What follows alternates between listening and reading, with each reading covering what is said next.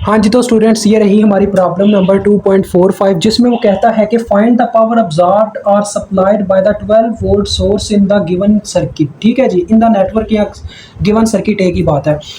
तो असल में वो पता है क्या कहना चाह रहा है, वो कह रहा है कि पावर अब्जॉर्ब या सप्लाई जो भी हो रही है 12 वोल्ट सोर्स के क्रॉस वो मुझे आपने मालूम करके देनी है। यानी कि उसने हमें एक कंडीशन दे दी है कि पावर अब्जॉर्ब हो रही है या पावर सप्लाई हो रही है, आपने ये भी बताना है, यानी अब्जॉर्ब है या सप्लाई है।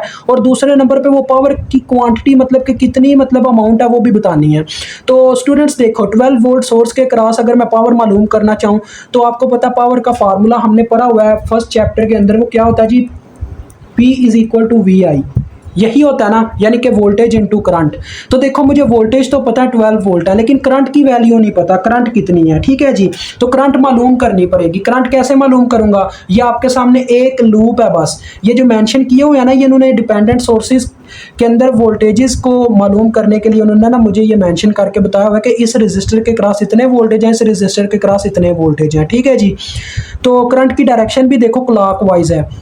तो ये हमारे पास एक सिंगल लूप है जिसके अंदर करंट मेंशन मैंने कर दिया डायरेक्शन के मुताबिक ही। देखो ये क्लॉकवाइज डायरेक्शन में हमारे पास एक लूप है। ठीक है जी, और मैंने आपको ये बताया हुआ है कि लूप की डायरेक्शन मेंशन करने के बाद हमने क्या करना होता है जी, जब भी कभी आपके सर्किट के अंदर डिपेंडेंट सोर्सेज आ जाइए, देखो दोनों डिपेंडेंट सोर्सेज हैं क्योंकि डायमंड शेप में जो सोर्स होता है वो डिपेंडेंट सोर्स होता है। आपने उनके लिए इक्वेशन लिख लेनी है जिस चीज़ पे वो डिपेंड कर रहे हैं, क्योंकि वो जिस चीज़ पे डिपेंड कर रहे होते हैं वो सर्किट के अंदर लाजमी मेंशन होता है। देखो ये वी ए पे डिपेंड कर रहा है तो ये यहाँ से वी ए की इक्वेशन बनेगी। अब आपको पता ही है अकॉर्डिंग टू ओहम्स लॉ हमारे पास वोल्टेज के लिए क्या इक्वेशन होती है, voltage is equal to current into resistance. यानी किसी रेजिस्टर के अगर हम वोल्टेज लिखना चाहें तो हमारे पास ये फार्मूला होता है।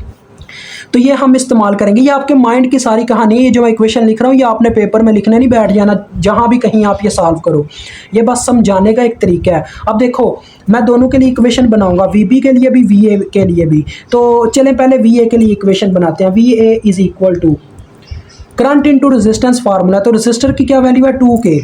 ठीक है जी, ये आ गया रेजिस्टर। अब करंट की वैल्यू लिखनी है, करंट की वैल्यू तो पता नहीं है लेकिन इसके साथ साइन कौन सा आएगा, ये हमेशा इसकी डायरेक्शन तय करती है, यानी कि ये कौन से पोल में एंटर कर रही है वोल्टेज के। तो ये देखो अपनी डायरेक्शन के मुताबिक जब ये फ्लो करती हुई आती है तो ये वी ए के नेगेटिव पोल में एंटर करती है, लिहाजा ये जो करंट है माइनस आई लिखी जाएगी, यानी कि इसकी अमाउंट जो भी आएगी उसके साथ माइनस मल्टीप्लाई होगा, यानी कि ये आ जाएगा -2KI। ठीक है जी, ये आ गया, आ गई समझ, ये इक्वेशन बन गई। इसी तरह से अब हम वी बी की इक्वेशन लिखते हैं, V B is equal to, तो उसी तरह से रेजिस्टर पहले रेजिस्टेंस आ जाएगी जो कि 4K है, क्योंकि वी बी जो है 4K वोल्ट के क्रॉस हैं। और अब देखते हैं कि करंट के साथ कौन सा साइन आता है। तो देखो करंट अब जिस डायरेक्शन में फ्लो कर रही है तो ये इसके पॉजिटिव पोल में एंटर करती है, लिहाजा इसके क्या आएगा जी, पॉजिटिव पोल में एंटर कर रही है तो करंट पॉजिटिव लिखी जाएगी, आई। ठीक हो गया, ये दो इक्वेशन हमें मिल गई। अब आप केवीएल अप्लाई कर सकते हो अपनी, ये जो आपके पास गिवन लूप है। तो यहाँ पे मैं लिख देता हूँ apply KVL at given loop, at given loop. काफ़ी लंबी मतलब कि सर्किट था, इस वजह से ना हमारे पास क्या हुआ जी, ये जगह कम थी इस वजह। चले ये लिख दिया मैंने यहीं पे पूरा करके, आपको बताइए जो लिखा है मैंने। अब चलो कहाँ से चलना स्टार्ट करते हैं स्टूडेंट्स, यहाँ से चलना स्टार्ट करते हैं। तो आपको मैंने बताया था जब आप कभी केवीएल लगाते तो आपने ये इनके साइन नहीं देखना, रजिस्टर के क्रॉस जो वोल्टेज है उनके साइन नहीं देखने, आपने डायरेक्ट पता क्या देखना है, आपने ये देखना है कि अगर कोई रजिस्टर है तो उसके आपने डायरेक्ट वोल्टेज लिखने हैं, वो भी प्लस में, अगर आपकी करंट की डायरेक्शन क्लॉकवाइज है। तो देखो ये जो 2 किलो ओम का रजिस्टर है स्टूडेंट, 2 किलो ओम का रजिस्टर, केवीएल का मतलब होता है किरचॉफ वोल्टेज लॉ। तो हम हर एक चीज़ के वोल्टेज लिखेंगे तो इसके ऊपर हम डायरेक्ट ओहम्स लॉ लगाएंगे तो 2KI आ जाएगा डायरेक्ट। ठीक है जी, जब आप केवीएल लगाओ तो आपने रजिस्टर के, अगर आपकी करंट की डायरेक्शन क्लॉकवाइज है तो आपने रेजिस्टेंस के साथ जो भी करंट का इस्तेमाल करना प्लस वाला ही साइन इस्तेमाल करना। ठीक है, समझ रहे हो मेरी बात को। जब हम आगे बढ़ते हैं तो करंट इसके नेगेटिव पोल में एंटर करती है 4VB के, तो ये आ गया -4VB।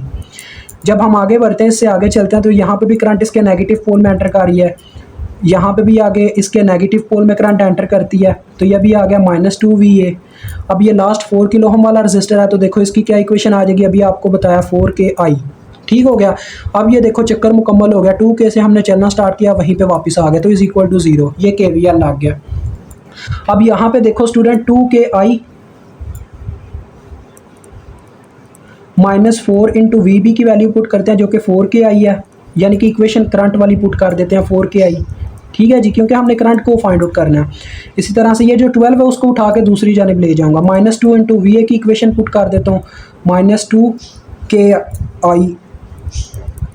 इसी वजह से हम ये इक्वेशंस लिख लेते होते हैं क्योंकि ये बाद में काम आने वाली होती हैं।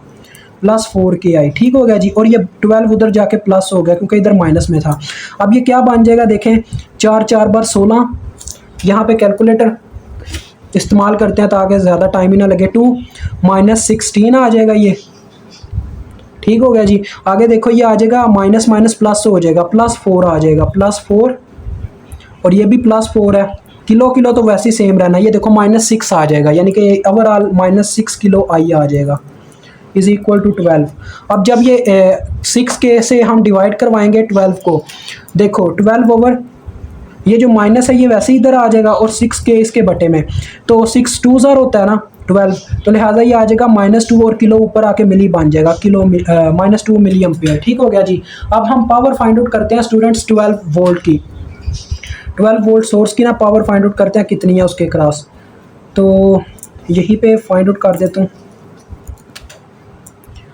पावर ऑफ 12 वोल्ट सोर्स, आपको पता क्या फार्मूला लगेगा, वोल्टेज इनटू करंट, तो उसके वोल्टेज कितने हैं 12, ये वोल्टेज की वैल्यू आ गई। अब हमने देखना है इसके साथ करंट की वैल्यू माइनस में आएगी या प्लस में आएगी, क्योंकि ये करंट जिस मतलब के पोल में एंटर कर रही होगी वो उस फॉर्म में लिखी जाएगी। तो ये देखो स्टूडेंट्स, ये करंट अपनी डायरेक्शन के मुताबिक इसके नेगेटिव पोल में एंटर करती है, तो इसके साथ -i मल्टीप्लाई होगा, ठीक है जी। अब वैल्यू पुट करो, 12 इंटू माइनस ये वाला माइनस और उसके बाद ये i की वैल्यू, ठीक है जी, जो कि -2 मिली है, ठीक हो गया। मैंने ये इस तरह पुट कर दिया, माइनस ये जो था ना साइड पे वैसी ब्रैकेट में लिख दिया, माइनस माइनस प्लस हो गया, 12 2 बार कितना होता है 24 मिली वाट। तो स्टूडेंट्स देखें आपकी पावर प्लस में आई है, और यही चीज़ आपने पहले चैप्टर में पढ़ी थी कि जब पावर इनडायरेक्टली पॉजिटिव आ रही हो तो वो क्या होती है जी, वो हमारे पास अब्जॉर्ब्ड होती है, यानी कि जो 12 वोल्ट सोर्स है वो पावर अब्जॉर्ब कर रहा है कितनी, 24 मिली वाट, ये आपने उसको बता देना है।